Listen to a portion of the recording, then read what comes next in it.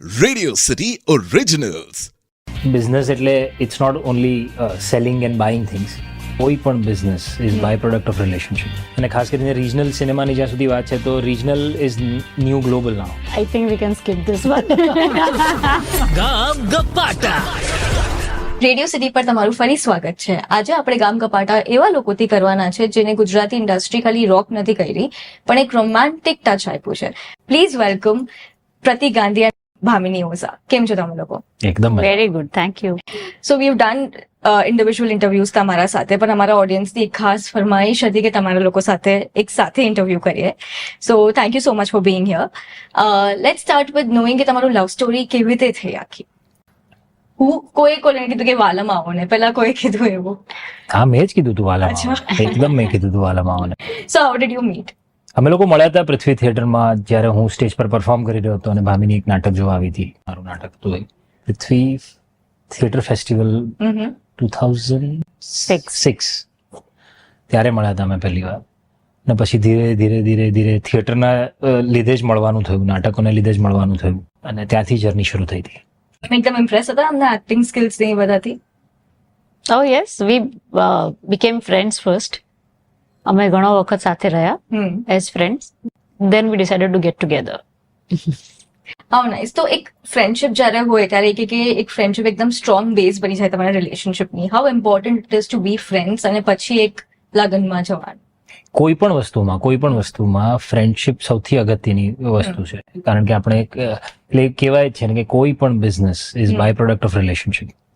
પછી એ બિઝનેસ કોઈ પણ વસ્તુનો હોય. તમારું બિઝનેસ એટલે it's not only selling and buying things.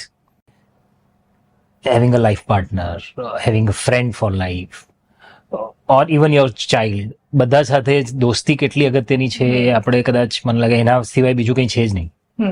True. તો આપણે થોડી સિનેમાની વાતો કરીએ. આપણે થોડું ગુજરાતી, બોલિવૂડ, તમે જે પણ આખું બધું ટીવી સિનેમા જે કામ કર્યું છે, હમણાં ગુજરાતી સિનેમા આખું ઇવોલ્વ થઈ રહ્યું છે, રોમાન્સથી આગળ જઈ રહ્યું છે. મતલબ થ્રિલર, હોરર, બધા એક્સપેરિમેન્ટ જોનર્સ એક્સપેરિમેન્ટ થઈ રહ્યા છે.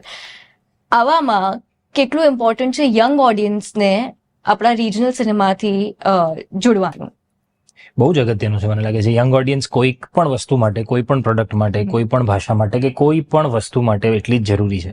કારણ કે એ જ તમારી વાતને, ફિલ્મને કે પ્રોડક્ટને આગળ લઈ જઈ શકે એમ છે. અને ખાસ કરીને રિજનલ સિનેમાની જ્યાં સુધી વાત છે તો regional is new global now. Right. World over જુઓ તમે, regional cinema, regional literature, regional theatre એટલું બધું આગળ વધી રહ્યું છે. અને હવે આપણે છેલ્લા અમુક વર્ષોમાં એવી રીતે આખી ઓડિયન્સ કેળવાઈ ગઈ છે કે ભાષાનો કોઈ બાદ રહ્યો નથી. સબટાઇટલ્સ હોય કે ન હોય, તમને એ લાગણીઓ એ બધું સમજાઈ જાય છે, ઇમોશન્સ કન્વે થઈ જ જાય છે. તમારા હિસાબથી શું કેવું છે આ વસ્તુ પર કે ઇઝ ઇટ વેરી કે કેટલું કનેક્શન જરૂરી છે યંગ ઓડિયન્સથી હમણાં? It is extremely important because આજે યંગ છે, કાલે એ જ આખું જનરેશન છે તે જોવાનું છે અને એ જ વસ્તુ એ એમના પછીના જનરેશનને આપશે. તો generation by generation people has to get connected to what the reality is, what the culture is, what the entertainment industry is all about, what is their language, everything. It has to get carried forward like that. Does your daughter watches your film? Yes. તમારા films જોવે છે? અમારા નાટકો પણ જોવે છે, અમારી ફિલ્મો પણ જોવે છે. આવીને કહે કે પપ્પા આમ નહીં આમ કરવું, ઘણી બધી વાર. આમ નહીં આમ કરવું, ઘણી બધી વાર. હા. તો એના ક્રિટિસિઝમ કેટલા ઇમ્પોર્ટન્ટ હોય છે તમારા માટે, કે એનો ફીડબેક કેટલા ઇમ્પોર્ટન્ટ હોય છે તમારા? બહુ મહત્વની વાત છે એના ફીડબેક્સ અમારા માટે. અને બહુ ઇન્ટરેસ્ટિંગ વાત એ છે કે એ હવેની આ ઉંમરની જે જનરેશન છે એ તો હજી 9 જ વર્ષની છે. So for us she is the representative, no? એટલે એ પેઢી શું વિચારે છે, એ લોકો આખી વસ્તુને કઈ રીતે જુએ છે, એનું એક રિપ્રેઝન્ટેશન છે. તો એ જાણવાની પણ અમને એટલી જ મજા આવે. તો એને ઇન્ટરેસ્ટ છે આ ડ્રામા અને થિયેટર ને એ બધામાં? હજી સુધી તો બહુ જ આઈ મીન જલ્દી છે કંઈ પણ એનો ઇન્ટરેસ્ટ જાણવા માટે પણ એને મજા બહુ આવે છે, એને લખવાની મજા આવે છે. She generally communicates through writing whatever that she feels. So એ પણ એક ઇન્ટરેસ્ટિંગ પાસું છે પરફોર્મિંગ આર્ટ્સમાં. Yes, absolutely. એ બેઝ થઈ જાય તમારું આખું.